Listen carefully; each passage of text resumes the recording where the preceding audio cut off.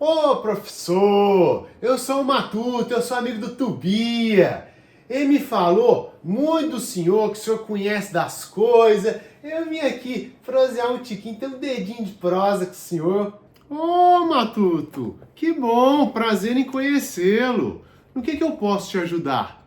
Então, eu queria saber um pouquinho mais desse TAR, desse Bitcoin. Me ofereceram para eu comprar, mas não sei, eu achei meio furada mexer com isso aí. Eu tinha ouvido falar que tem relação com crime e que é ruim e coisa e tal. Mas eu fiquei cabreiro, então eu não sabia se eu comprava, se eu deixava quieto. No final das contas, acabei comprando, investi em Mi e café. Entendi. Infelizmente, Bitcoin e criptomoedas são relacionados aí na grande mídia com golpes e crimes. Só que não é bem assim. Vamos entender melhor? Mas antes eu quero me apresentar. Eu sou o Lucas Diniz, analista jurídico do Ministério Público do Estado de São Paulo há quase 9 anos, aprovado em 2 concursos públicos de procuradorias, e esse aqui é o canal Destravando o Direito, onde você se prepara para concursos públicos com questões práticas, métodos de estudos eficazes e sem enrolação. Ative as notificações e assine o canal para receber mais vídeos e para que mais conteúdos como esse sejam produzidos. Em primeiro lugar, a gente tem que saber o que é moeda. Moedas são medidas de valor, de meio de troca e de reserva de valor. Como assim? Antigamente, as pessoas trocavam mercadorias entre si. Mas imagina só a dificuldade que era trocar mercadorias diferentes com medidas diferentes. Por exemplo, para a gente trocar arroz por instrumentos de ferro, eram necessários muitos quilos de arroz. Transportar isso de um lugar para o outro era muito difícil. Fora que muitas vezes o arroz não estava pronto para colher, ou então a colheita era perdida por alguma tempestade. Por isso que escolheram algo mais prático para servir de moeda. Por isso, a moeda serve como medida de valor, porque o valor das mercadorias era medido pela moeda. Também serve como meio de troca. Ao invés de usar mercadorias, usava-se a moeda. E também a moeda era usada como reserva de valor. Ao invés de ficar guardando mercadorias que poderiam estragar e que era muito custoso fazê-lo, guardava-se moeda. Por outro lado, o Estado foi criado para garantir a sobrevivência das pessoas em sociedade. E uma das funções do Estado foi justamente criar e regular a emissão de moedas. Aqui tem um impasse. Tudo que envolve moeda deve passar pelo Estado, o que, segundo muitas pessoas, acaba por travar as relações privadas. Por isso, as criptomoedas, em especial o Bitcoin, que foi a primeira delas, surgem como uma forma de tentar afastar a presença de uma autoridade central, do Estado, sendo então um sistema de pagamento descentralizado, que não precisa de um servidor centralizado, que é feito de ponto a ponto, que é a peer-to-peer. Quem cria e insere no mercado essas criptomoedas são os mineradores, que geram sequências de dados que dão origem a algoritmos gravados em blocos. Tá bom, mas o que são algoritmos? São conjuntos de instruções que cumprem uma tarefa. São instrumentos que se caracterizam por uma sequência de etapas que resolvem um problema de computador específico. Então esses algoritmos gravados em blocos no computador precisam ser avaliados por outros usuários da rede, da criptomoeda, para que torne legítima essa transação.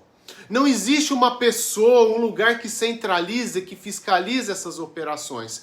Elas são feitas na blockchain, que é uma tecnologia que permite o registro e o rastreamento de cada uma dessas transações, de quem comprou e de quem vendeu essas criptomoedas. Mas não é uma pessoa só que faz isso, são os usuários da rede. Essa tecnologia de blockchain funciona como se fosse um verdadeiro registro digital.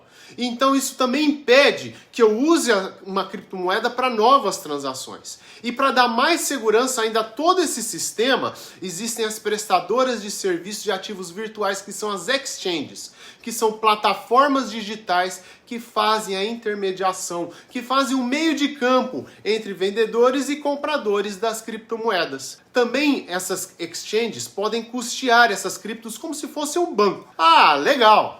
Então as criptomoedas são as novas moedas. Vieram a substituir as moedas de papel, certo? Não.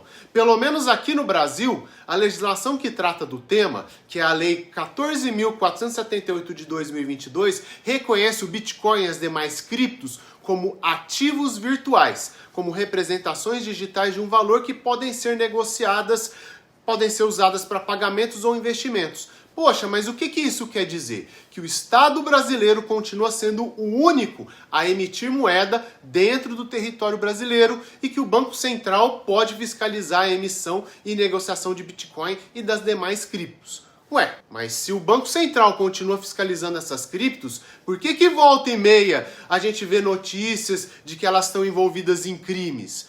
Porque as criptos são consideradas pseudo-anônimas. Os seus usuários não precisam se identificar para comprá-las. Basta ter acesso à internet e obter chaves de acesso para que essas transações envolvendo as criptos sejam realizadas.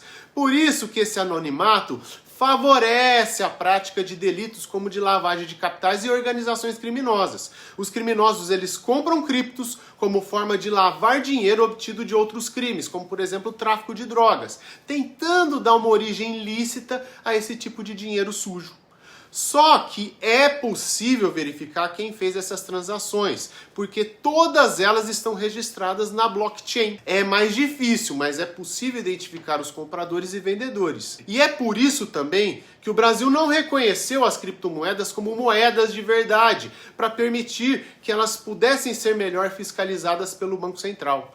Investir em Bitcoin e nas demais criptos, na verdade, envolve riscos não por conta da prática de crimes, porque elas estão envolvidas na prática de crimes, mas sim porque elas são muito voláteis, são muito sensíveis às mudanças do mercado, especialmente porque existe muita especulação no seu entorno. E não existe uma autoridade central que regulamente as suas transações e que apague aí incêndios quando for necessário, como ocorre com as criptomoedas.